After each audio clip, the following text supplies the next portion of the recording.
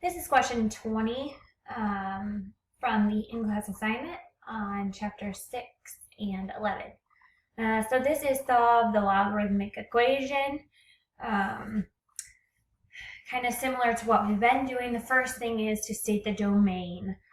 If you've watched some of the past videos, the domain is used when we get some solutions at the very end. We can determine which ones are extraneous or not. So in order to determine the domain, you are going to look at the argument. The argument is where we have the variable. So we have an argument right here, x minus 6, and we also have an argument at x plus 118. So we are going to have two domains.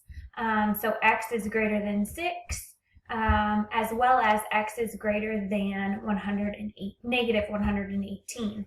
So we don't need to satisfy both of these. The only one in this case we need to satisfy is x is greater than 6, because 6 is greater than negative 118. So this is already satisfied by this domain right here. So the domain we are looking for is x is greater than 6. Okay. So we are going to solve. The first step is to move all the logarithms to the same side. So in order to do that, we are going to add log 5 x plus 18 to this side. Sorry, I did not write down the original equation. Original equation looks like this. So in order to move this logarithm to the other side, you would need to add. Okay, which brings us to here. Now, if you have been watching some of the other videos, we've been talking a lot about being able to change the form of the logarithm in order to satisfy and in order to solve the equation. That's kind of the purpose of the different forms that you can put it in. Okay, so we see here we are adding the logarithms. So we're adding them. They have the same base. We can change this and put this into the product rule. Okay, so we're going to use the product rule. The product rule says that if you were adding two logarithms with the exact same base, you can drop one of them and just multiply the logs together. So now we have log 5, x minus 6, x plus 18 equals 3. Okay. Alrighty, so the next thing we're going to do, if you've been watching some of the videos, hopefully, we're going to go and we're going to put it into exponential form. Putting the logarithm into exponential form is going to allow us to solve for x. Okay. Again, we can go from a logarithm to exponential form and from exponential form to a logarithm. And the reason we have those different forms is because sometimes it's easier to solve in different ways. Okay, so in this case, we're going to change to exponential form. The next thing we are going to do is we are going to multiply this out. So 5 to the third is where I'm going to start. That's 125.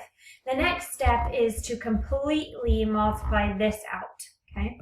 So when we do that, we are going to have x squared, right? We're going to multiply this. Here we go. X times x, x squared. Negative 6 times x, negative 6x. 118 times x, 118x. And then negative 6 times 118, negative 708. Still equaling 125. Next step is going to be to combine our like terms.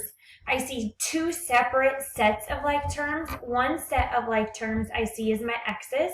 So I'm going to combine those, making that 112x. And then the other set of terms I can combine are the negative 708 and the 125. I'm going to move that 125 over. So now I have x squared plus 112x minus 833 equals 0. Now, remember, we're solving for x. Now we have we have a quadratic. So we can solve this in a number of ways. We can use the quadratic formula, we can factor, complete the square, all of the above.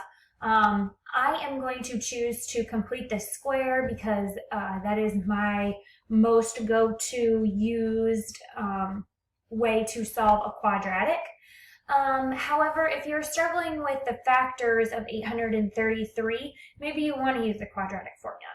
Okay, so factoring 119 times 7 is going to get you 833.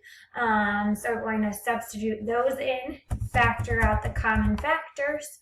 That first one, we're going to factor out an x, so we're going to have x plus 119. Next, we're going to substitute out a -7, x plus 119. We're going to combine the outsides, x minus 7, and then we're going to rewrite the one in the middle that's used. Now, solve for x. Okay, if you remember, earlier in the video, we determined the domain, okay? And the domain said that x needed to be greater than 6. Only one of these solutions satisfies that domain. The other is extraneous.